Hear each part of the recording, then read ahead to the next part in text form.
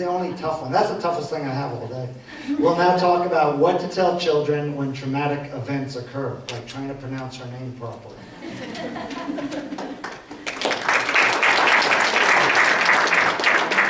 Do your name once for the right way.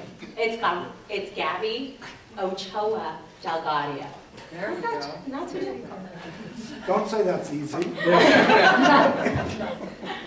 So I'm going to talk about how little kids are affected by trauma. A lot of parents don't realize the impact that trauma can have and what categorizes a traumatic event for kids birth to 5. Does anyone have an idea that how trauma affects the kids? Well, hopefully by the end of this you will. So the first part is, what categorizes a traumatic event for a young child? Number 1 is, of course, a separation from a caregiver. That can come from military deployment, deportation, from just plain divorce. As we can see, 0 to 5 is a very vulnerable age, and any change in their routine will cause them to feel unsafe. Also, witnessing trauma done to another caregiver. So, for example, domestic violence. Here at Child and Family Center, we have a very strong DV program, and one of the things that we can do is help the mom, but also help them link their child to treatment when they themselves have been traumatized. Major illnesses. One of my earlier cases when I started doing birth to 5 work was a mom that had just adopted 2 little girls. They came from DCFS, and she was ready to take on the responsibility of just caring for these 2 little ones that she had just got finalized in October, and by November, she was diagnosed with cancer. So it was such a trauma for them to see this caregiver that they've been attaching to start being physically ill. And it was also around the time that the movie Tangled came out.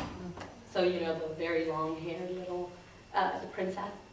And these little girls had one of the reoccurring things where they wanted to play with mommy's hair until mom's hair just fell out completely. And that was very traumatizing for them. But we worked through it. And mom, you know, was able to be okay with being able to know where their daughters are at and also help them through through play therapy sessions with us, and me going into the home. Major changes in the system. Major changes in the family can be as easy as moving can cause some trauma. Having a new baby. I'm not saying that's traumatic and all, but I'm saying it changes the child. We can see little ones that act up after the birth of their siblings born, and we just call it plain old sibling rivalry, except when, of course, they're starting to get pinches and smothering. We see that the child can get disturbed by those events. And of course, like Susan spoke about, natural disasters, and Carl spoke about the earthquake. Little kids that have been exposed to natural disasters. I was over at Hurricane Katrina 3 years later, and because I was doing trauma work, we were able to go meet with these kids that had been affected when they were between the ages of 0 to 5. Some of them were still like 5 years old and still can recall every single incident, what the smells were like, what the sounds were like, what their family members were like at that time. And it still was very traumatizing 3 years later, and it was because these kids didn't have access to mental health treatment. How does trauma affect children?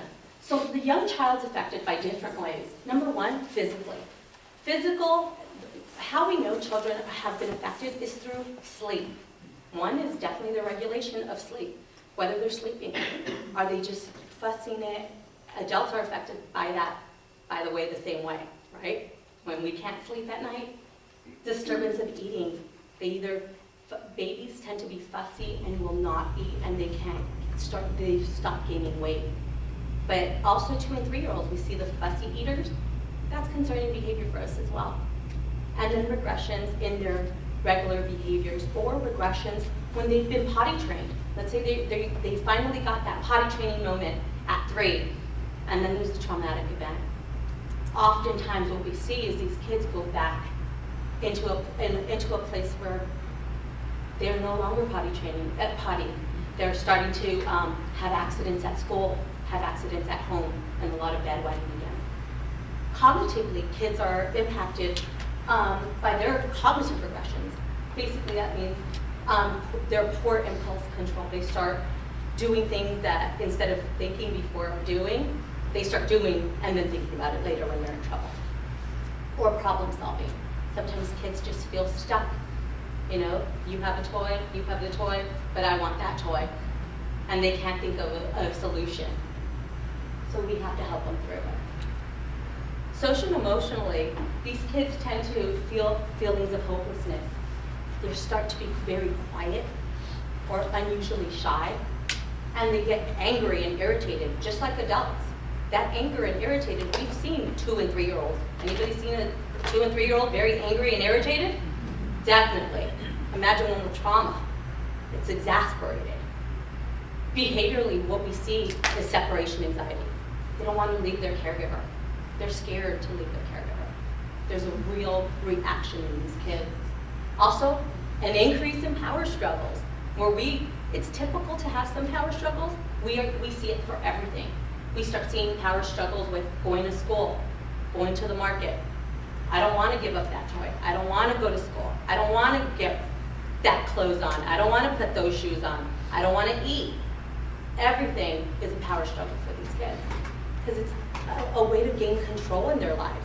They feel that everything's out of their control when a traumatic event occurs. So this is the way that they're responding to it. Also an increase in temper tantrums.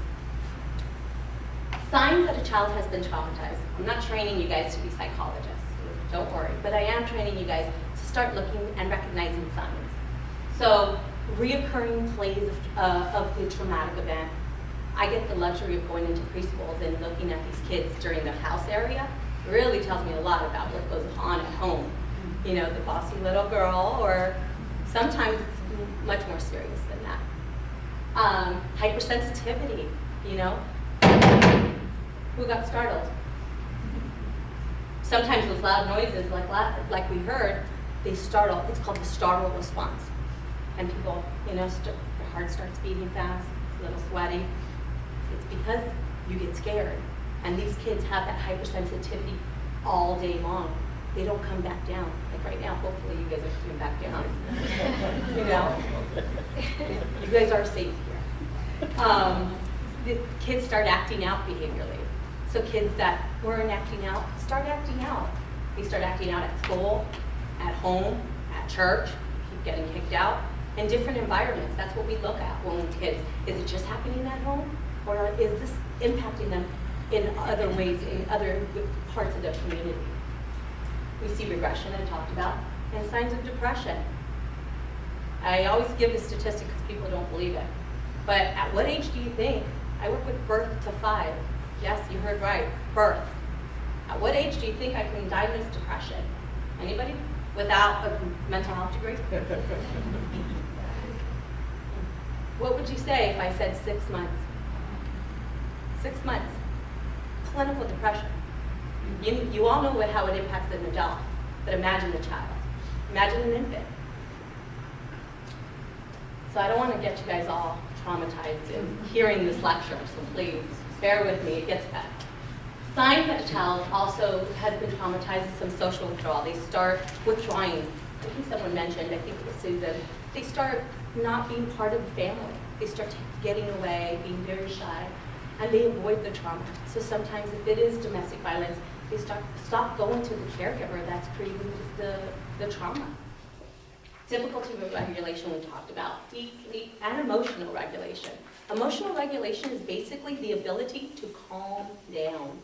And we see when they're at the very peak of a temper tantrum, it's really hard to calm a person down. It's hard to calm adults down when we're at peaks of temper tantrums as well, right?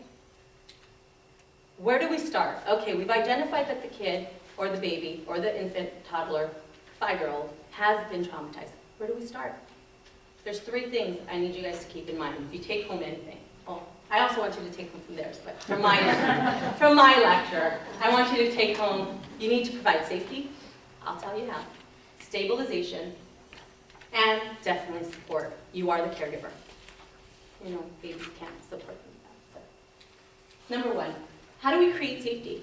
We create safety by helping these kids identify safe people. Who are their safety nets? Typically teachers, their home, their grandparents, extended family members. Try to find a safety net for these kids for your kids, so that they know who they can turn to, who are safe people for them. And sometimes we have to help them, but sometimes they can come up with people, and you'd be surprised who they come up with. Also, identify safe places. Where is a safe place to go? Newtown, Connecticut didn't make it safe for little kids to feel safe at school. That was a lot of work, right? So we need to make sure that they feel safe in what communities and where. Is it the community center here? Is it the library? Where are these kids feeling safe at? We need to identify them for that. Let your child know what's going to happen throughout the day by telling them what to expect. Kids feel safe when they know what's going to happen. Mommy's going to pick you up at this time, and please be there at that time if we're trying to create safety. And just whatever words you're going to say, make sure you abide by them. Okay. I know, Carl, you're a media guy, but try to help these kids avoid media coverage. Stay away from Carl. Only, the parents I know get fascinated, and there's a trauma and there's a pull for us to want to know everything. And I'm for you guys wanting to know in the luxury of your own room with the door locked without the kids, right? Because that exposure really causes damage to them. My kids came home on December 14th when the incident occurred. And I checked in on them, because I'm trying to assess my own kids' mental health, but I wanted to see what they knew. They were coming home from school. So I asked them, how was your day? I didn't say, I didn't feed them anything. How was your day? Oh, it was great. Oh, how were the teachers? Why was I assessing the teachers? I wanted to know if the teachers were crying in the class. Because some teachers, they're teachers. They have that bond. We all have the bond when it's a community. We all have that bond because we were all affected by Newtown. We're all here because of that. So I asked, how were the teachers? Oh, the teachers were great. They loved your spa present, right? The present for Christmas. So I'm like, oh, great. They didn't know anything. So I already assessed. My kids didn't have a clue what was going on. So then, my next question is, did you get anything from school? Because, they wrote out a nice little letter about the safety. My 10-year-old comes, oh yeah, they gave us this. Here you go. He didn't even look at it. My 7-year-old pulled it out of his backpack, all scrumpled, and he's like, oh, I think the teacher wants you to read this. So I read it, no clue. My husband comes up, and he's like, how are we going to tell the kids what happened? I'm like, whoa. I'm the psychologist. We ain't telling them nothing. Right? I just assessed for them. They're not traumatized. Please don't watch TV. Because he wanted to go right into the news like many of us did. I wanted to, but I knew the impact it would have on them. So going back to that, I'm like, I'll talk, you listen. If there's an IT issue, I will let you handle it. So avoiding media coverage, I get on tangents, I promise I'll do that. So we want to establish stabilization. What happens with kids is we need to stabilize. It's a crisis situation. So in order to stabilize, we need to create a routine. Minimum of a routine that I need you guys to create is a morning routine and an evening routine. I need you to have a morning routine. What time do they eat? They brush their teeth, get dressed, shower, whatever it is, but have it consistent. And a nighttime routine, tucking them into bed, kissing them goodnight, reading them that book. Creating that stabilization for them is huge when they've been traumatized. Mobilize the support system, I've said that. Ensure your child's physical needs are met. Why did I put that one up there? I put it up there because kids with trauma tend to be kids that are sick, physically sick. Just like we know that stress has a direct correlation with our immune system. Or how many of you have tension in your neck? Headaches, migraines, backaches. Guess what? I'm not saying you're traumatized. I'm saying you have some stress and it's coming out physically. Kids, it comes out that way. And we have a decrease in our immune system when we're not feeling well, especially with that level of stress in our bodies. For little ones, I want you to create opportunities for them to play, for them to engage, draw, talk. Susan talked about getting them back into their routine, going back into school. Absolutely. Little kids even more, because they are so afraid that their world is no longer, and they're the ones with least control.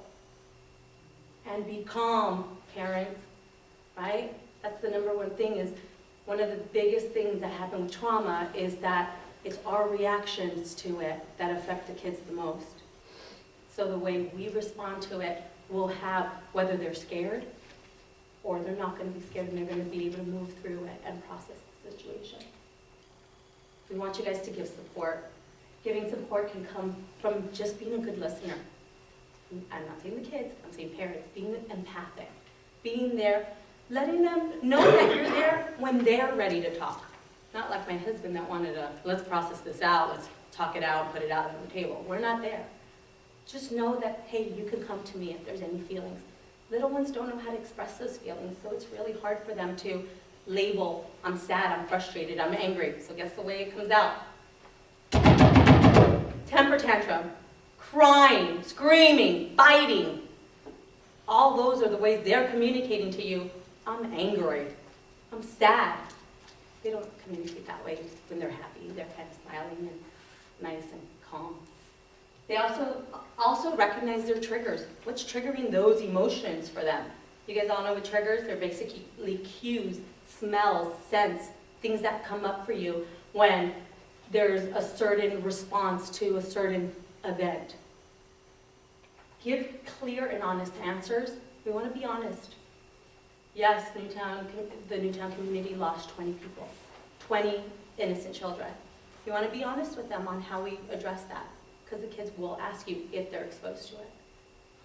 Practice relaxation exercises. We can practice with little ones. I practice it in preschool. Belly breathing.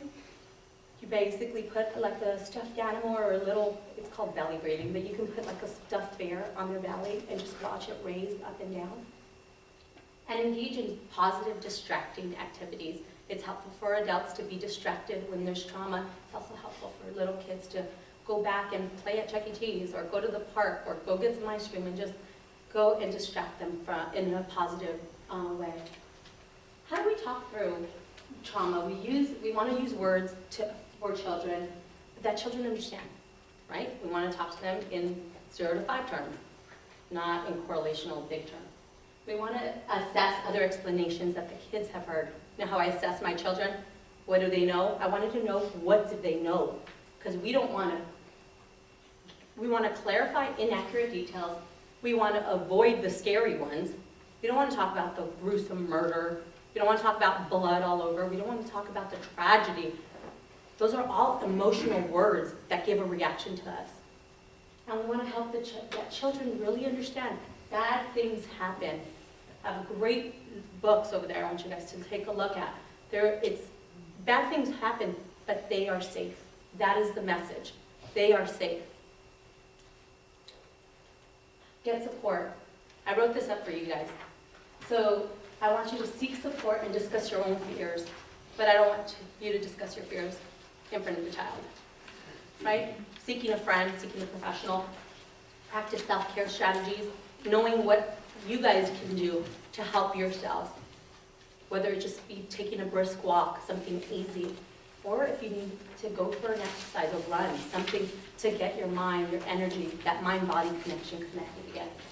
And of course, I want you to get professional help if you're having trouble sleeping. These are the adults having issues with eating, or having still a very strong emotional response, and it's lasting more, like Susan said, between 2 and 4 weeks. All right, so that was my name. Thank you guys.